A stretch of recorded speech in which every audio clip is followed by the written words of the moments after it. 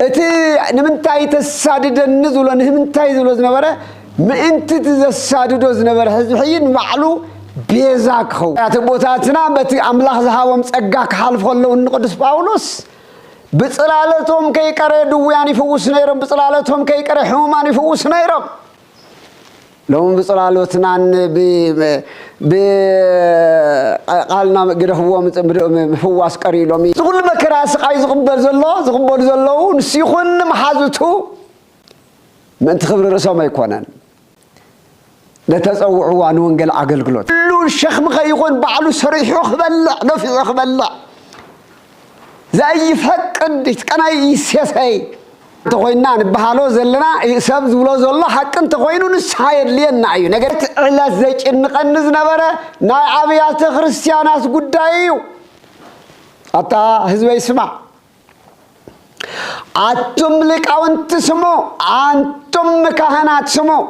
كلنا اسكن اسمعيو نايتي حزبيو نايتي بعملكو بايد زودقه نايتي ابحات يستزفقه نايتي جنا برهان زي وصه بصلمات حاتيات نايزر مسمس نبر حزبنا راي ناي ጉዳይ زي ጭንቀን ዘሎምበር ናተይ መውቃዕትና ናተይ መግረፍትንስ ኢምንት እዩ ተልኾና ረሲና ኣብ ዓለም ዘዓተና ህዝብ ተይኮነስ ለይትን ቀትርን ንባዕልትና ጥቅሚ ነርመስምስ አብያተ ክርስቲያናትና ምእመናን ሰአን ጓሳይን ሰአን ሐላውን ሰአን መምህርን አደዳ ተኋሉ መናፍቃን አደዳ ተኋሉ አፍቲ ማሪኹና ለሊ ዓለማውያን ክንከውን ንጽር ዘለና ብዙሓት ደማሳትኔና አይና ዓለም ኃጢያቱ ይኸም ዝገብረካ ደረቅ ልብ እንደረለይኳ ሕማል ይሁዳ ብ30 ቅርሺ ንጎይታ ሸጠ نعود رايكونا نايلوم يهوداس راملخنا نملخو نفرحو نملخو ندك سبات كعنتاينا هنقورم تلكم كا ندك سبات كعدما نخبرم انا را وارد لخمبر انا را مكرا قبل لخمبر انا را ولاد الله ميغور نبر قال እግዚአብሔር ግን ይሰርን ሐቅ ግን ይሰርን ሐቅ ግን ይድፈን ከተቃለስ ሐቅ ነጻህተው ጸካያ حق نصانت سو صكايا بيك حقي نصانت بحال ነገር የለም ሓደ ንዕሰል ጢሞቴዎሳውያንና ሓደ እሰሉ ተከታተሉ በመለኹም ለሁሉን ቅድም ሁሉን ተኹሉ ዝካሉ አምላኽና እግዚአብሔር በሰላምን በጥዕናን ሐልዩ ለምውን ከምትማሊ በሰላምን በጥዕናን ሐልዩ በዝር ስመልእኽት ዚዩ ሓቢርና ክንጸንሕ كمخرنا خجسنا كمهرنا سلزدالونا خبرن مسجانان نعو يخوننا بالكو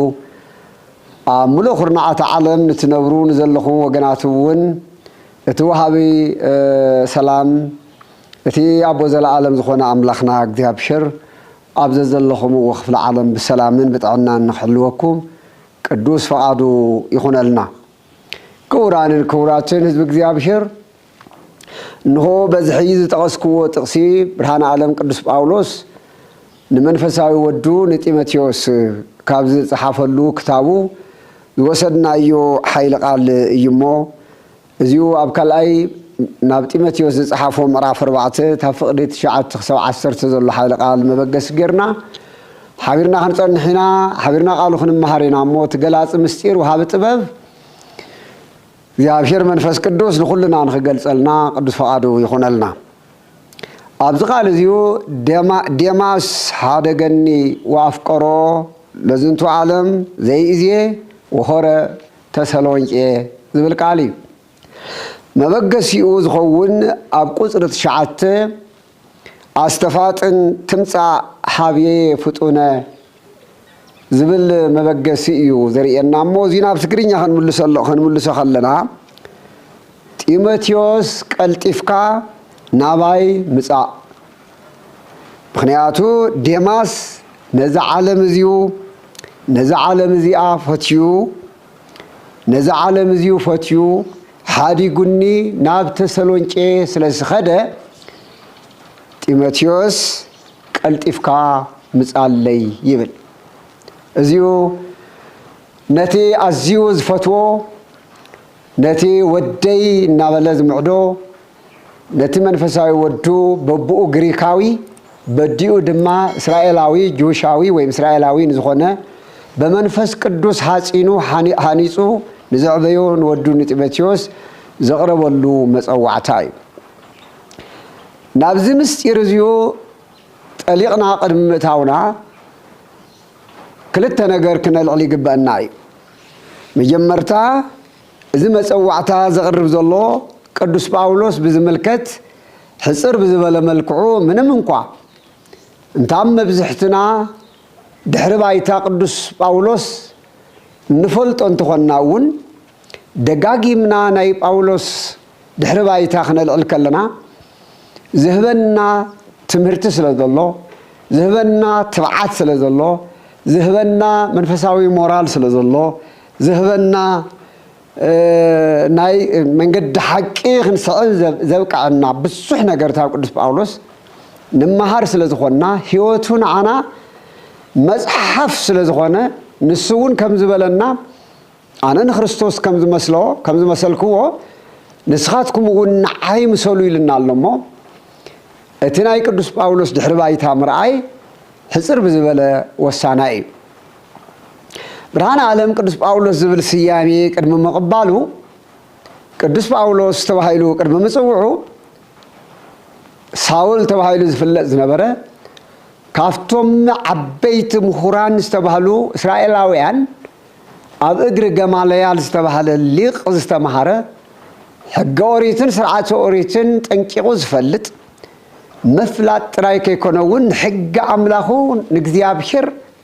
ካማዕሙቅ ልቡ በሐቂ አሚኑ ነቲ እግዚአብሔር ክንፍጽሞ ወይ ክፍጽሞ ዝአዘዞ ንምፍጻምን ንምትግባርን ለይትን ቀትርን ዝተግህ ዝነበረ ሰቢ ወይም ምሁር እዩ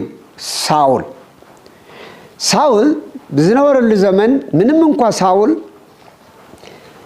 በኦሪት ዝተነገረሉ በነቢያት ዝተመስከረሉ ወይ በነቢያት ዝተነገረሉ ወይም ኦሪት መስከረቱሉ ኦሪት ዝተናገረቱሉ ነቢያት ዝመስከሩሉ መሲሕ ከምዝውለድ ዋላኳ ዝፈልጥ ዘንቦን ተነበረ እኳ እቲ ትንቢተ ነቢያት ተፈጺሙ ወይ ከዓ እግዚአብሔር በቃሉ ባዕሉ አቀድሙ ኣብ ኦሪት ዘፍጥረት ከምነንቦ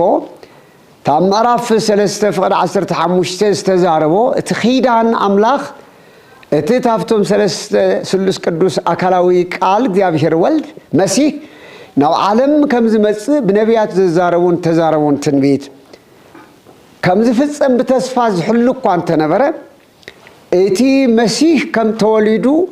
ኣብ ኢየሩሳሌም እናተመላለሰ ከምህር ከሎ ግን እሱ ተአመናዊ መሲሕ ምዃኑ ግን ቅዱስ ጳውሎስ ወይ ደሞ ሳውል አይተረዳን ነይሩ ትንቢት ከምስተፈጸመት ስዋኤ ተቆጸረ ስዋኤ ከምዝኸለ ትንቢተ ነቢያት ከምስተፈጸመ እቲ ኢሳይያስ ናሁ ድንግል ትጸንስ ወትወልድ ወልደ ተባሂሉ ዝተጻሐፈ ዝተናገሮ ኣብ ምዕራፍ ትንቢተ ኢሳይያስ 7:14 ከምኡውን ትንቢተ ኢሳይያስ ምዕራፍ 9 ዘሎ ካብ ቁጽሪ 1 ክሳብ 6 ኣብ ጽላል ሞት ዝነብሩ ብርሃን ወጸሎም ዝተባሃለ ወይ ድማ ቁጥር 16 ኣብ ቁጥር 6 ድማ ህፃን ተወልደ ለና ወልድ ተወህበ ለና ተባሂሉ ዝተነገረሉ ወይም ድማ በኻሊእ ገጽውን እንትኾነ በትር ትወጽእ ምስር ወእሰይ ተባሂሉ ኣብ ትንቢተ ነቢያት ኣብ ትንቢተ ኢሳይያስ ዝተነገረሉ ምዕራፍ 11 ከምኡውን ከዓ ድማ ልዕሊሉውን እቲ መሲሕ ኣብ ዝውለደሉ ግዜ ዓይንቶም ዝዓወሩ ከም ዝበርሀሎም ሓንካሳት ከም ዝረትዑ ጽሙማን ሕሙማን ከም ዝፍወሱ እስራን ከም ዝፍትሑ ሕሪት ዕለት ሕሪት ከም ትመጽእ ዝንገር ዝነበረ ትንቢት ተፈጺሙስ ድንግል ጸኒሳ ብድንግልና ወሊዳ መሲሕ ኣብ ኢየሩሳሌም ከም ዝተወለደ ግን ርግጸኛ አይነበረን አይተቀበለን ወነሩ ባርሽዑ እዩ ዊታና መድኃኒና ኢየሱስ ክርስቶስ 30 ዓመት ኣብ ኢየሩሳሌም እናተማላለሰ ጸኒሑ እንደገና ድማ 3 ዓመት ወንጌል መንግስተ ሰማያት እናሰበኸ ጸኒሑ ትንቢቱን መፈጻም በፈቃዱ ንሞትና ክስዕር በፈቃዱ ኣብ መስቀል ተሰቂሉ ሞይትልና ንሞትና ስዕር ምስተሰልና ነቶም ዝሓረዮም ኣቦታትና ንሐዋርያቱ እውን ሙሉ ስልጣን ሂቡ دحريتن سايون 4 معلتن 4 ليتن امهيرو نفسما عريقو ب50 بمل 50 معلتي بتتنبيت نبيات منفس قدوسنا حواريات وريد لهم تقبلهم اتي مسخاخر غويتا ኢየሱስ ክርስቶስ ኮይኖ መብዝን ቀሳቀሱሉ ዝነበሩ ጊዜ እሞ በአይሁዳውያን በካህናት አይሁድ በሊቃነ ካህናት አይሁድ በፈሪሳውያን በጸሐፍትን ፈሪሳውያንን ተቃውሞ አብዝገጥሞም ዝነበረ አብዝ ህደኑሉ ዝነበረ ጊዜ ሳውል ወን ሓደ አዚው ተቃዋሚ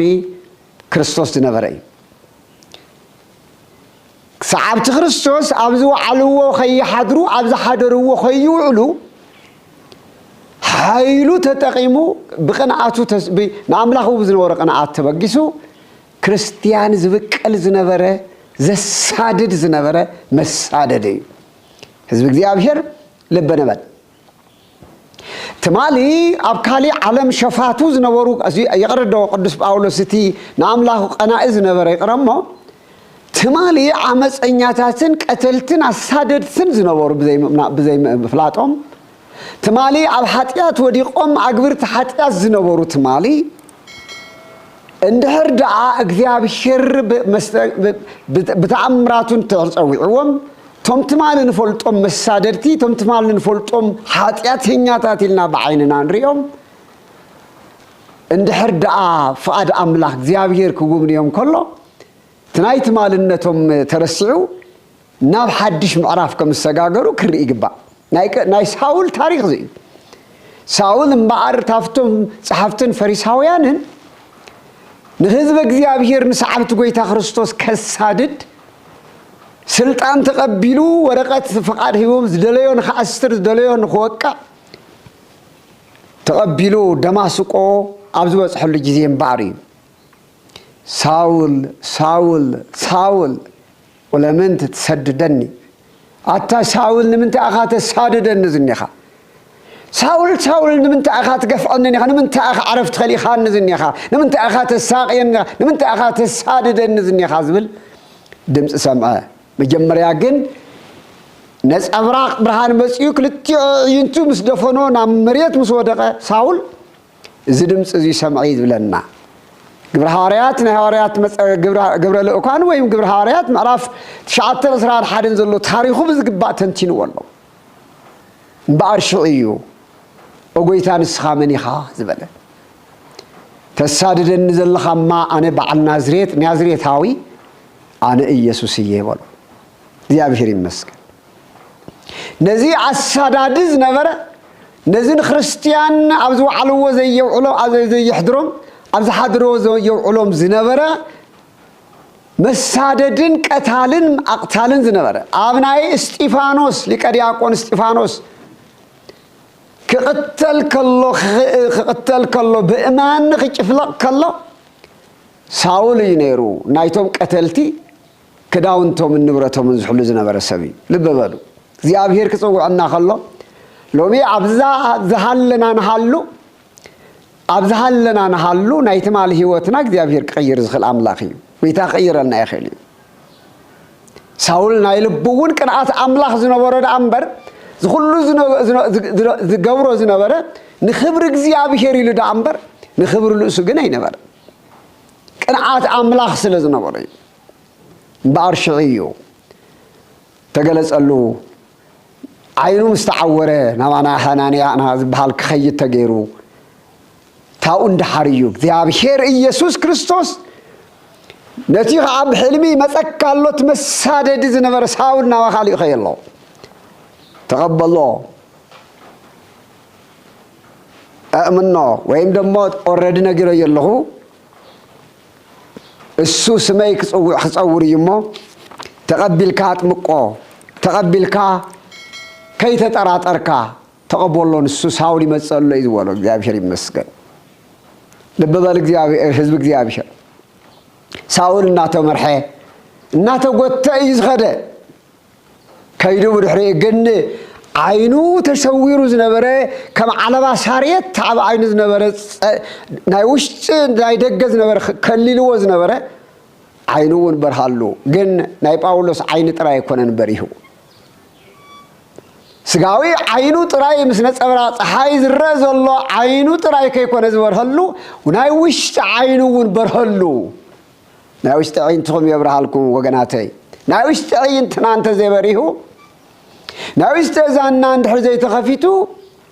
ናይ ደገ እዛና ስለ ዝተኸፈተ ናይ ደገ ዓይንትና ስለ ዝረአየ እዚዩ ብቑዕ ይገብረና ሓደ ግዜ እዛና ተኸፊቱ እናሃለወ ዓይንትና እናረአየ ውስጥና እንድሕር ዕውር ኮይኑ ውስጥና እንድሕር ጸሚሙ ሓደጋ እዩ ነዚሁ እውን እዩ ጎይታና ኢየሱስ ክርስቶስ ብነቢያት እውን ከም ዝተነገረ ትንቢት ኢሳይያስ ዝህዝብ እዚሁ ዝርኢ ዝመስል ግን ዘይርኢ ዘስተውል ዝመስል ዘየስተውዕል እናተባሃለ ዝተነገረሉ ጎይታና እውን አንቱም ዕውራን አንቱም ጽሙማን እናበለ ክዘልፍ ከሎ ናይ እዛን ዘይምስማዕን ናይ ዕይንት ዘይምርአይ እንተይኮነስ ናይ ውሽጢ ዕይንትና ናይ ውሽጢ እዛናን ክድፈን ከሎ እዩ ነዚ እውን እዩ ሊቁ ሃበነ እግዚኦ አዕይንተ አእምሮ ወትረሻ ከይርአያ ወጎይታ ናይ ፍልጠት ናይ አእምሮ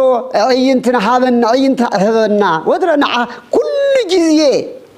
ኩሉ ሰዕ ንዓኻ ክሪኣ ናባኻ ክጥምታ ናይ እውቀት ዕይንቲ ናይ ፍልጠት ዕይንቲ ናይ መስተውዕል ዕይንቲ ንዓኻ ንኽሪኣ ኩሉ ግዜ ብዘይ ምቁራፅ ናባኻ ንኽጥምታ ሃበነ እግዚኦ አዕይንተ አእምሮ ናይ መስተውዕል አእምሮ ሃበን ዋይዛነ ነሂ ቃለ ዘባህቲትከ ይስማዓ እዛና እውን ክፈተን እሞ ናትካ ቃል ጥራይ ይስማዓ ናይ ዓለም ጭሆት ናይ ዓለም ጋጋታ ናይ ዓለም ሓጢአት ናይ ዓለም ክፍኣት ናይ ዓለም ተንኮል ኣይኮነን ዕይንትና እውን ናይ ዓለም ነገር ከይርያ እዛና እውን ሕማቕ ነገር ከይሰማ እዛና እውን ክፈተልና ይብል ስለዚ ውሽጢ ጳውሎስ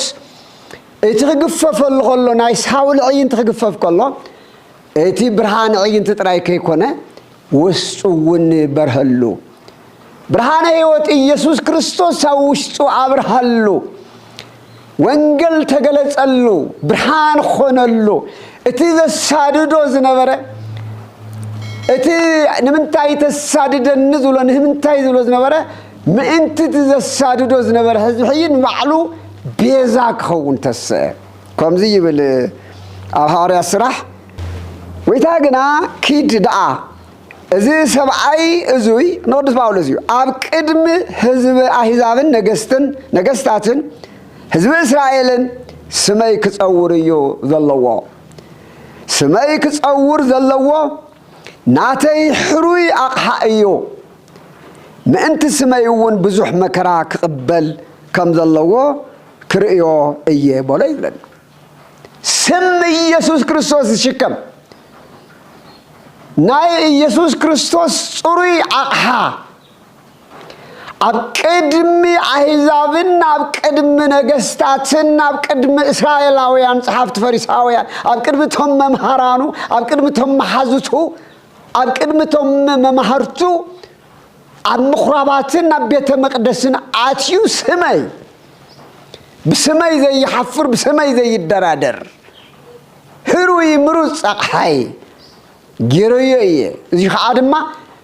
ብዙሕ መከራ ከዓ ምእንቲ ስመይ ከዓ መከራ ክቕበል ከም ዘለዎ ክርእዮ እየ ተባሂሉ ለመጀመርያ ቅዱስ ጳውሎስ እቲ ስሙ ተቐይሩ ካብ ሳውልነት ወፂኡ ጳውሎስ ከተባሃለ ጳውሎስ መርሃ እውራን ዘበጽንፈ ልብስከ የሃዩ ድውያን መምህር ዘበአማን እልብለ በቃ ኩልኩም ከም ትፈልጡ ዲያቆናት ካህናት ሰዓታትኩም ጳውሎስ መርሃ እውራን ስለዚ ናይ ዕውራን ዕይንቲ ናይ ዕውራን ዕይንቲ ናይ ምርአይ ሰዓኑ ተራይኩን ናይ አእምሮኦም ብጣዖትን ብክሕደትን ብጥርጥርን በአምልኮ ባዕድን በአምላክ አልቦነትን ናይ ዝዓወሩ ዕይንቲ አእምሮኦም ናይ ዝተዓወሩ ናብ ብርሃን ህይወት ዘሰጋግር ብርሃን ጳውሎስ ዘበጽንፈ ልብስከ የሃዩ ድውያን ብናትካ ዘፈር ልብስ እውን ብክዳንካ ጫፍ እውን ድውያን ይፍወሱ ወገይርዎ እዩ حاريات بوتاتنا بتي أملاح زهاوم تسقى كحلف الله القدس باولوس بصلالتهم كي يقرأ دويان يفوس نيرم بصلالتهم كي يقرأ حومان يفوس نيرم لهم بصلالتنا قالنا قرهوا مفواس قريلومي سواتنا ونتخونه بزح غيرنا ون ناو صقانا يغفف الله زلمن زنينا زمن ስለዚህ መከራስ ተቀበለ ሐዋርያይ ስለዚህ ቅዱስ ጳውሎስ ታፍቶም ኩሎም አቦታትና ታፍቶም ቅድሚው አኢማድ ዝበሎም ባዕሉ አኢማድ ናይታ ቤተ ክርስቲያንና አኢማድ ካብ ዝኾኑ ሐዋርያት ኣብ እግር ጎይታ ኢየሱስ ክርስቶስ ልዕሊ 3 ዓመት ምስኡ ምስተጓዓዙ ምስተማህሩ ታውኣቶም ንላዕሊ نوانجل مسفحفح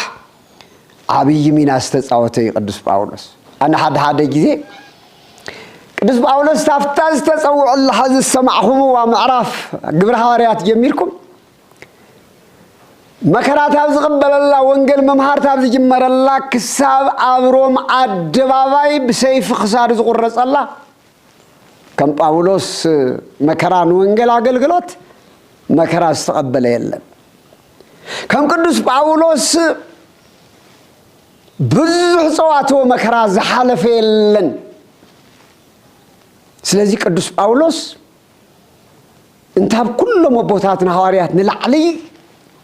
بزعزز ملكعول لي صحافهم كريوم كلناول كاب رومي جميرنا خري خلنا حساب ابراويان زلو ملختات مولو كري لناول اذا تبع حواريا زي مخانو نفلت يقبلنا اتي حزب خا ابلولي اتوم تسيو تبعصم اتوم سب سلطان دما كداونتم غفيفم ببتري كوقوم عززو بزح مزبطوم كا ناب بيت مأسرتي دربيو زي نينا تفتاش عمكرا تقبلي خازو ولو ساعات مكرا تقبل أبغور حوارات معرفت شعت 15 عن توزنوكو أبغور حوارات معرفت شعت 15 ما أنتي مكرا قبلي لقيت عم تزاربو معرف 16 أبغور حوارات أصلاً كلتن كعدما ها إلو مكرا قبل نري لنا مكرا قبل نري لنا زقول مكرا سقاي زقبل زلوا نسيخون محازته ما أنت خبر رسوا ما يكونن لتصوعوا عن وانجل عقل قلوتيو بحالي من قد خريو خلنا زم تعوتات زم الخوز نورو وقطعوتات الناس رحو كم بعد ما تروس تبهلو نهابي ورق قبل اليوم بزح مكراب صحهم رميم بحث قدس باولوس ابرسيو زي بصح مكرا يلن بعلو زرزرو نسو عنبيبنا نمن تاي حزين تاي بلالله ديماس هذا جني ديماس سي قدي فنيو تنتين خيديو ديماس هذا جني وافكارو لزون تعلم ديماس نز عالم زي فتيو تنتينني رحرحني نتسلنك خير الله متيموثيوس ودين علي بين أن يكون عناواي نحجزني نعرض عني نأخلق كاي والسينو مسايك قالس دك مزموري خون كما خا زحرخو ديماس جن فقر عالم طعم عالم سيبو تملسون دحريت وديقيو سلازي نسخاجن تولون علي زلو زلو مكراوش خويني اسكول لهم نايبرهان عالم قدس باولوس كلاي قرنطوس معراف 10 حاده انكاب قصري سان 4 زل حيل قال حابرنا ننبو قدس باولوس تاي تقبلوا كند قدس باولوس مسواعي استقبل يلن مكرا استقبل يلن ነገር ግን ቅዱስ ጳውሎስ ሁሉ መከራ ተቀበል ከሎ ግን ሓንቲ መዓልቲ ብዛዕባት ዝበጽሖ ዘሎ መከራ ከጉረምብርም አይንሪዮ ክጭነቕ አይንሪዮን ብዛዕባ ክብሪ ርእሱ ብዛዕባ ናቱ ኑሮ አይንሪዮን እንዲያውም ጳውሎስ ሸኽም ህዝብ ከይኸውን ድንኳንና ሰርሐ ብናይ ባዕሉ ኢድ ድንኳን ሰሪሑ ጋሳና ሰርሐ ሰልየንና ሰርሐ ሳንጣና ሰርሐ ድንኳናትና ሰርሐ ብናይ ባዕሉ ኢድ ዝነበረ ሐዋርያ ሸኽም ህዝበይን ኾነን ኢሉ ባዕሉና ሰርሐ ምንም እንኳን ነቲ ተኽሊ ዝተኸለ ፍረ ተኽሉ ምብላዕ ዝግብኦ አላኳ እንትኾነ እንትበለናውን ቅዱስ ጳውሎስ ግን ሰብ ኩሉ ሸኽም ኸይኾን ባዕሉ ሰሪሑ ክበልዕ ገፊዑ ክበልዕ ዘይፈቅድ ይትቀናይ ይሴሰይ ክሰርሕ ዘይደሊ እንድሕር ደኣ ዓልዩ ኣይብላዕ ኩሉ ሰሪሑ ለፊዑ ይብላዕ ደኺሙ ይብላዕ ጥራይ ከይኮነን እሱ እውን ድንኳንና ሰርሐ እዩ ወንጌል ሰቢኽዎ ናይ ዓመት ክዳንና ዕለት ምግብን ተረኺብና ይኣኽለና ይዝበለን ናብ ጢሞቴዎስ ክጽሕፍ ከሎ ታው ዝበለን ንሕና ነትርፈሉ የለን ትርፊ ናርየሉ ነገር የለን ሰባቲና ምግብ የለየና ሰባቲና ምግብ ዕለትን ክዳን ዓመትን የድልየና እዩ እንተዚሁ ነዚህ ክንገብር ከዓ ድማ ሸኽም ህዝቢ ከይኮንናሲ ነት ንሕና እናሰርሕና ክሰርሕ ዘይደሊ ኣይብላዕ ይስራሕ ቅዱስ ጳውሎስ ደሞዝ ይሓተተን ቅዱስ ጳውሎስ ንኻልኣት መሃብን ኻልኣት ምሕጋዝ እናምህረ ዝነበረ ጀግና ሐዋርያ እዩ ዝበፅሖ መከራ እዚ ኢልካ ይንገር ሎሚ እዚ ተፀረፍና ኢልና እዚ በሉልና ኢልና በዓል ኣባ ሰላማ እዚ ገበርና ኢልና ነንፀርፅር ኣለና ኣይ ግባእን ክነንፀርፅረ ይግበአና ዘይስምና ስም ሃውና ኢልና ዓጎምጎም ንብል ኣለና ዘይንፈልጥ ሰባት ነገር ግን ክብረና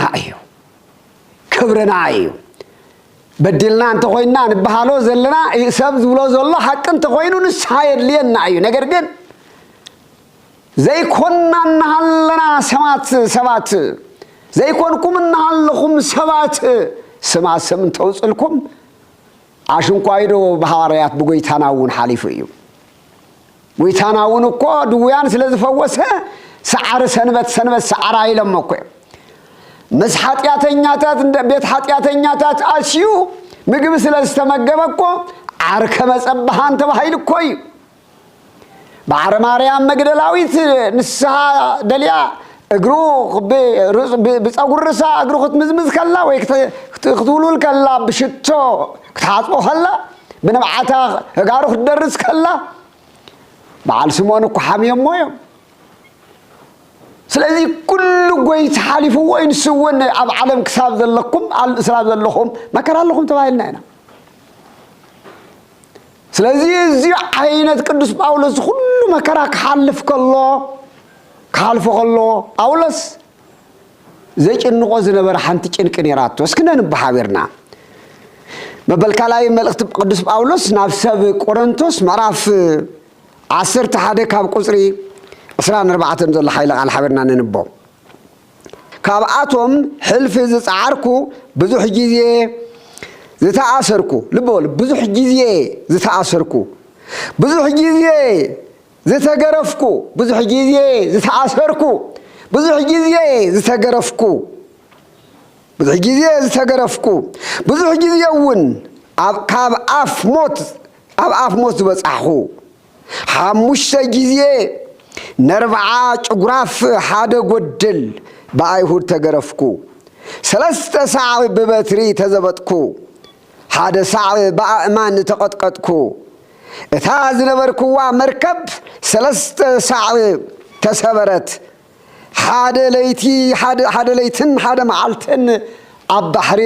ፀለል በልኩ ብዙሕ ጊዜ ኣብ ጉዕዞ ነበርኩ ብውሕጅን ብኸርተትን ከዓ ተጨነቅኩ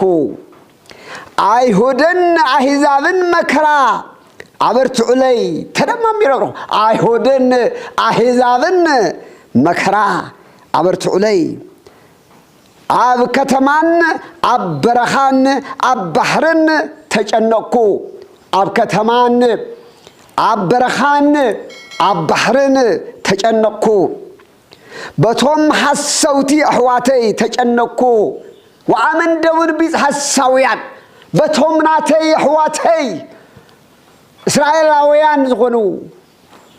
بحازوتي زغنو بتولد السقا بحرق السقا بناتي زغن باتهم تجنكو بسرعه بصعري دقاس ليتي بمسعان بطميت بصمئي بصوم بقرن بعرقانن نبركو ابرس زخلو خعا اتي بزعبا كلن ابيات كريستيان زلن حاليوت بب معالتو يچنقني الله تملكتوا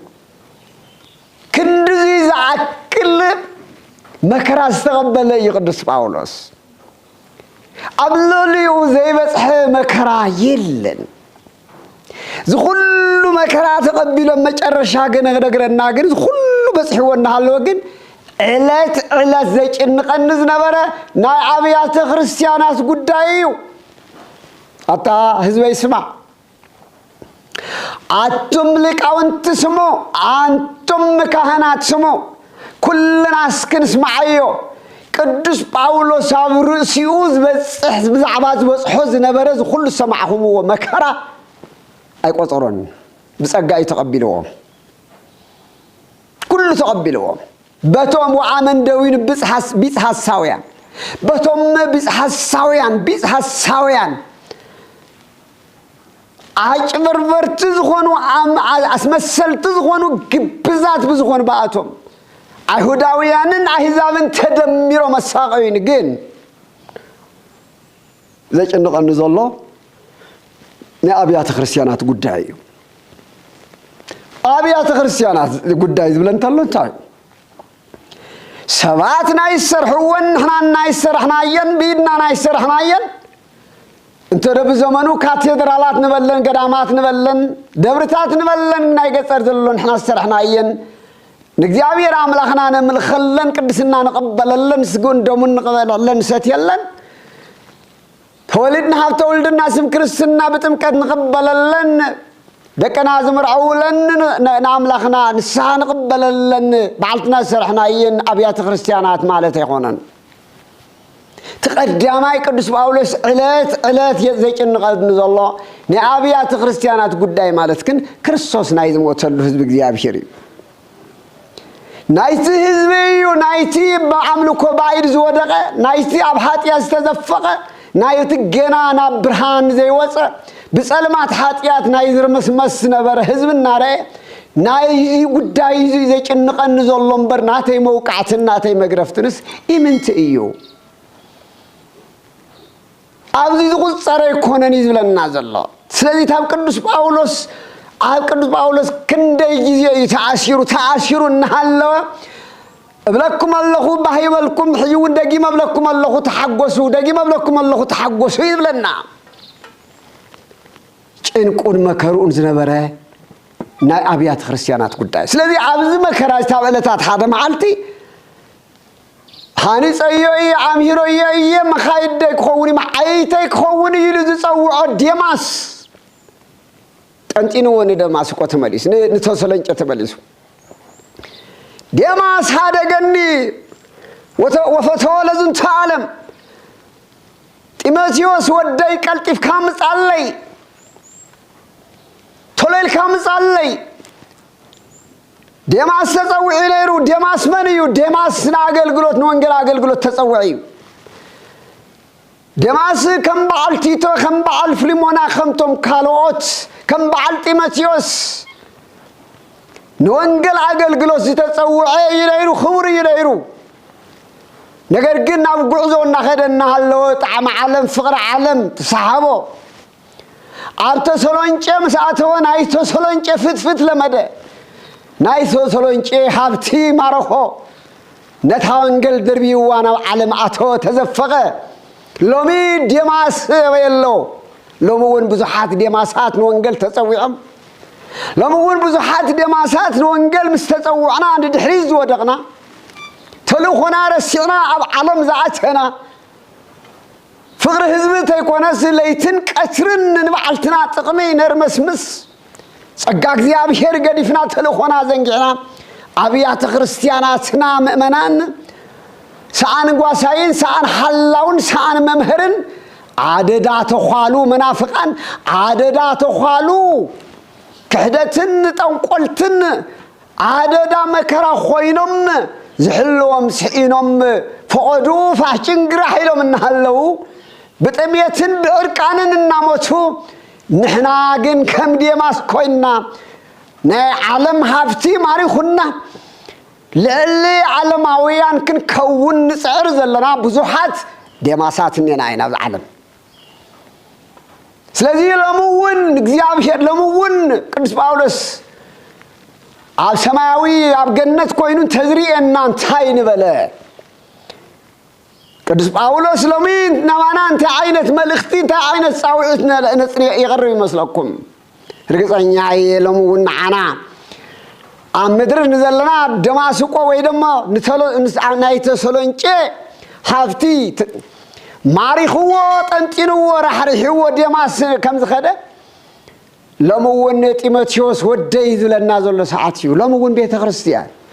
ለምውን ኣስተምሮ ቅዱስ ጳውሎስ ጢሞቴዎስ ወደይ ንዓ ምሳይ ተለበጻለይ ለምውን ቤተ ክርስቲያን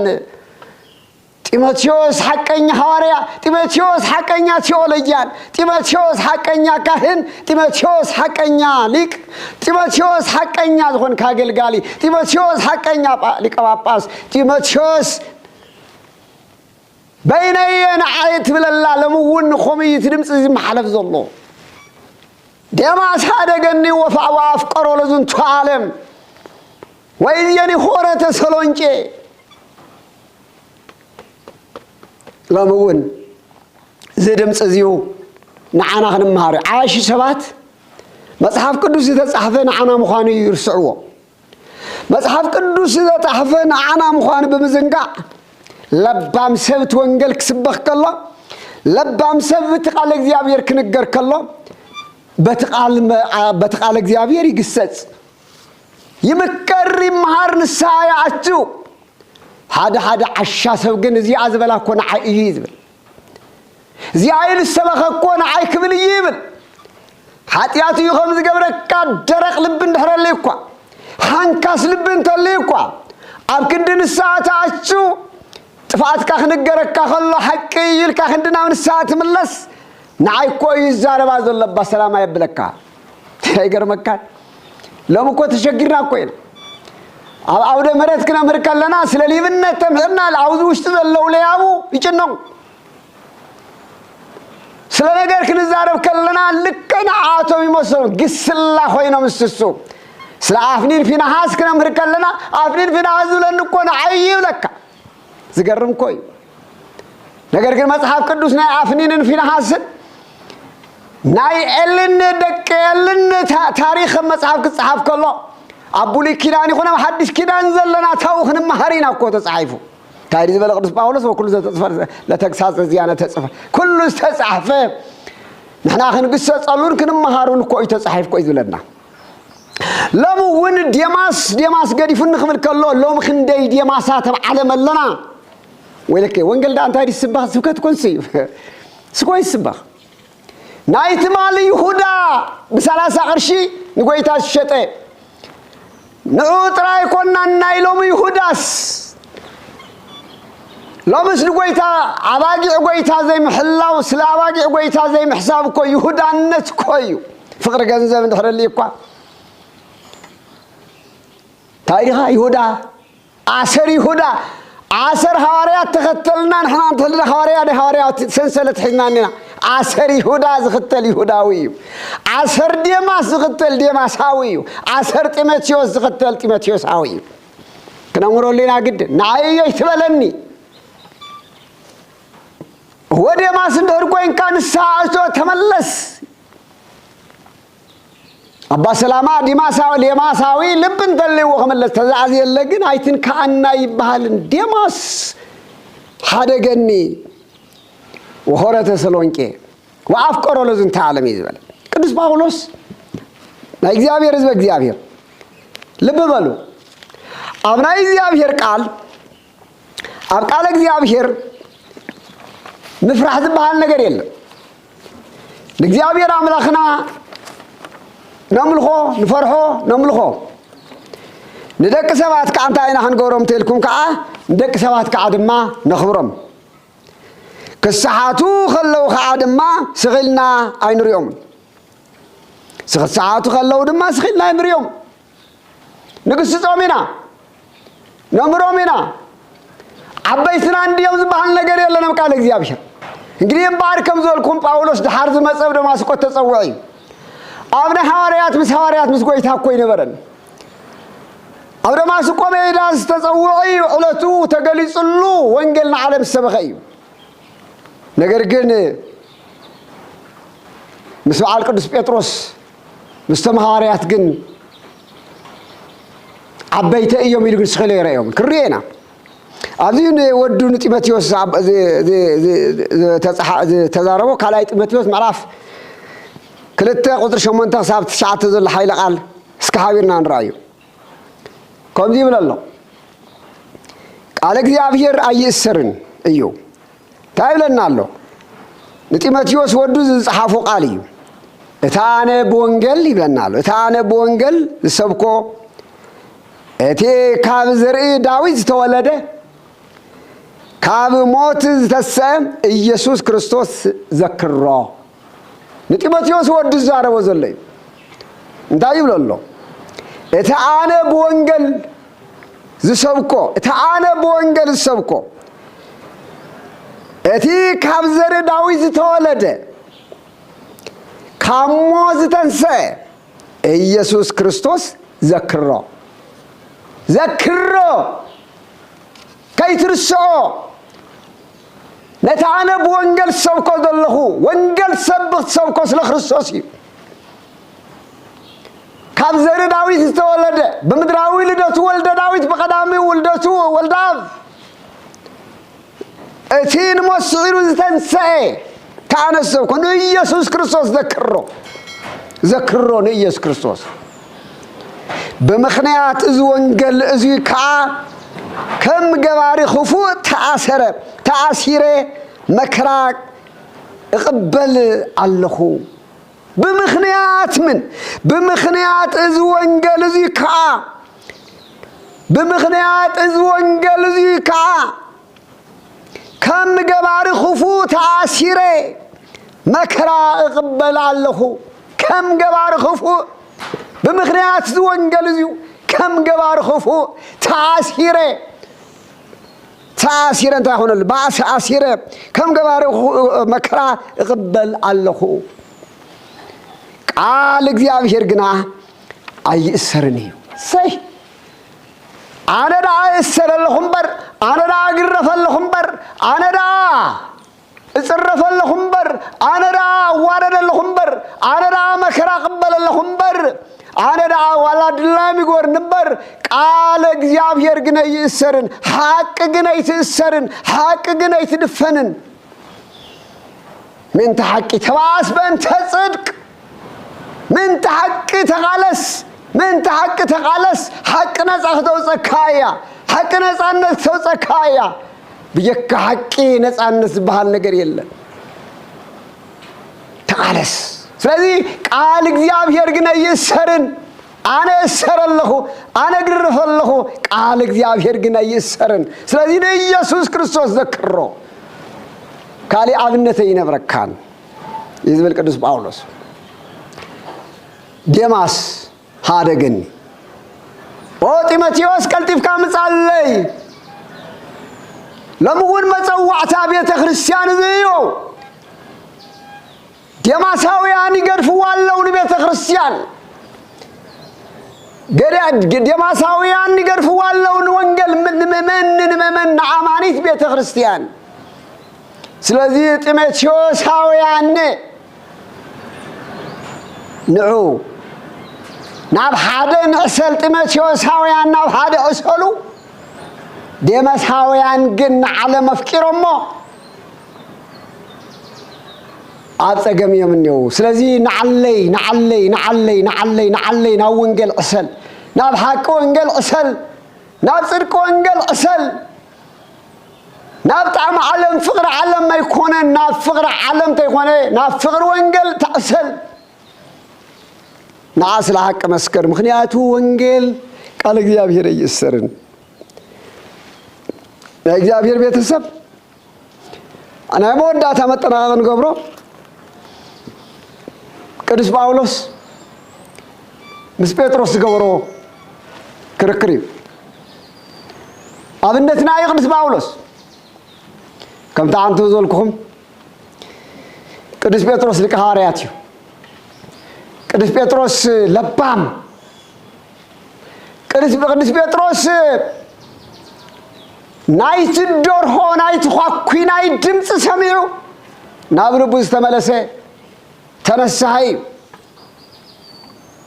ቅዱስ ጴጥሮስን ጎይታ ተሞት ኋላ ሁሉም ተገደፉ አነ ግን አይ ገድፈካነ ከደካን ይልወነሩ ጎይታ ድማ ደርሆ ቀድመ ምንቃው 60 ጊዜ ትክህደኒ ቅድሚ ደርሆ ምንቃው ሰለስተ ሰዓት ትክህደኒ ካፍተልመኒ ይልወነሩ ጎይታ ተአሲሩ ከይር ከሎም እስራኤል ግን ጳውሎስ ጴጥሮስ 3 ጊዜ ዲናይ ገሩ አይፈልጠኒ ይልዩ ተሞዳታ ክብል ከሎ ግን ትኳኩናይ ክርቁ ከሎ ወዲያውኑ ጴጥሮስ ናብ ልቡ ድምጽ ኳኩናይ ሰሚዑ ናብ ልቡ ተመለሰን ሰዓተው ሎሜ ድምጽ ኳኩናይ እዚሁ ተመልከት ድምጽ ኳኩናይ እዚሁ ናይ ደቅና ድምጽ ኳኩናይ እዩ ናይ ህዝብና ድምጽ ኳኩናይ እዩ ንንስሐ ከም ጴጥሮስ ክንምለስ ዳይ ግበና እምበር ክንከዳ ይግበና ጴጥሮስ ሊቀ ሐዋርያት እዩ ከምዚ ገር ተመለሰ ትፈትወንን ተቆንካ አባጌ ሓሉ ትፈትወንን ድሕር ኮይንካ አማ ሓሲየ ሓሉ ትፈትወንን ድሕር ኮይንካ ገላገለ ሓሉ ዝበሎ እዩ አባጌ ተሓል ዘሎ ማቴዎስ አብ ዮሐንስ ወንጌል ምዕራፍ 11:15 ዓብይ ሓላፍነት ተቀበለ ጴጥሮስ እዩ ጴጥሮስ ግን ካብ ዕለታት ሓደ መዓልቲ ተጋገ ሰብዩ ገግነቱን ንኻልዓት ሰባት መሰናኽል ከይኸውን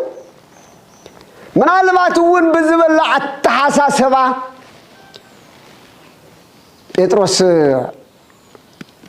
ዘይግቡ ኣብ ዝገበረሉ ጊዜ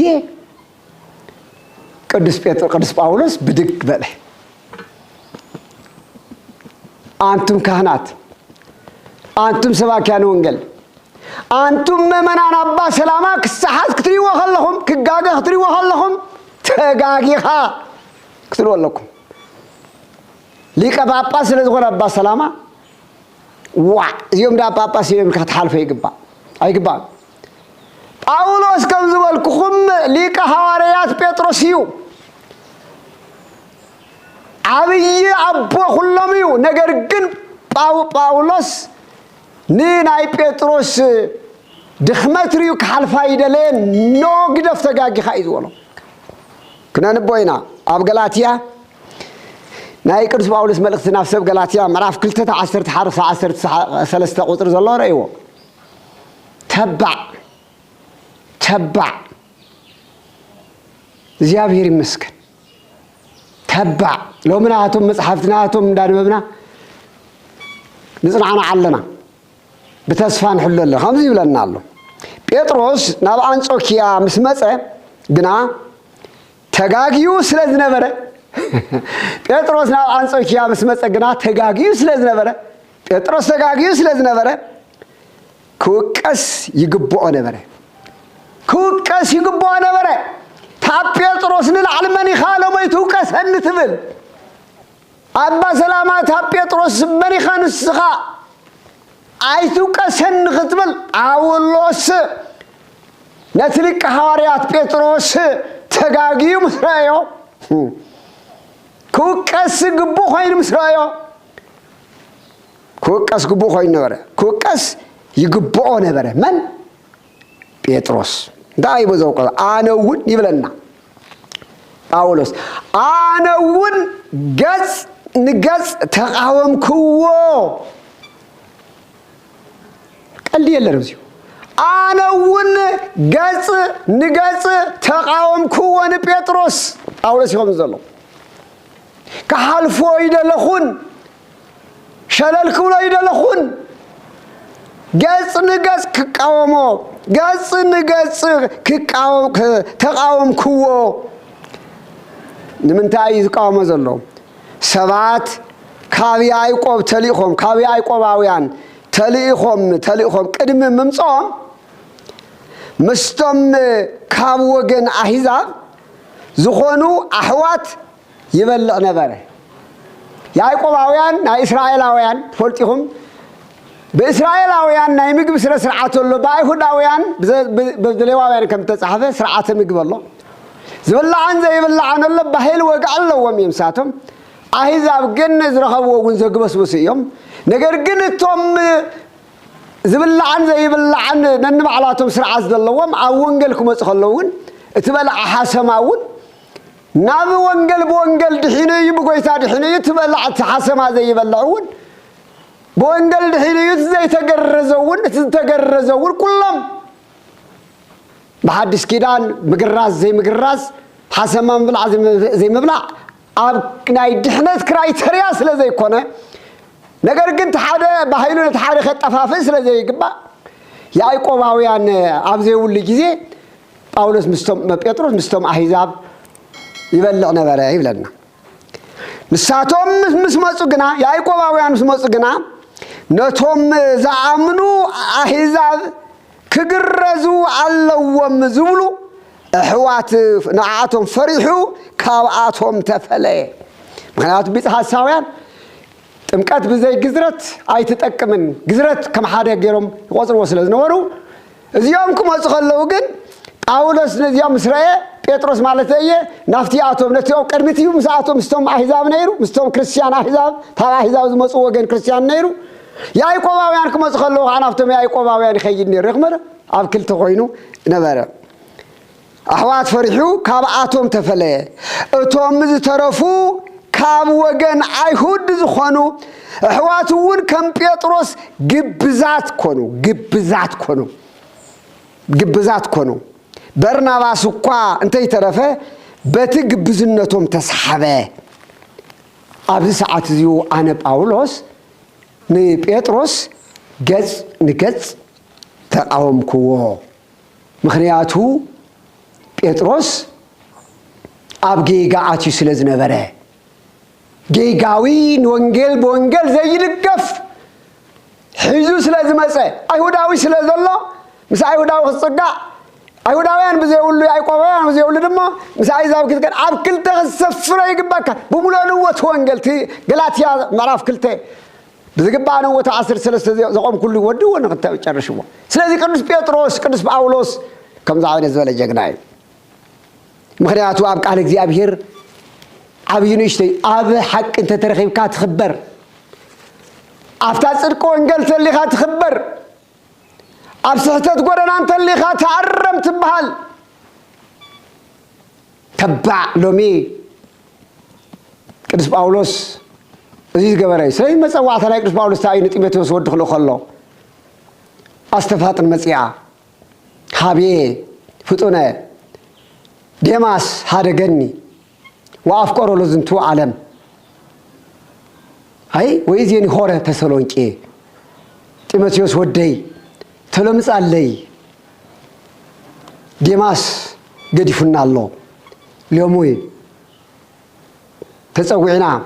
بمنكسنا تصوعنا بخنت تصوعنا باغلغلوت تصوعنا بممنانነት تصوعنا لومي كم ديماس تابيت ክርስቲያን ወጪና አስጠፋና ታእምነት ወጪና አስጠፋና አብ ዓለም ጭልጥ ኢልና ዘአተና ብዙሓቲና ካህናት ጥራይ ኮናን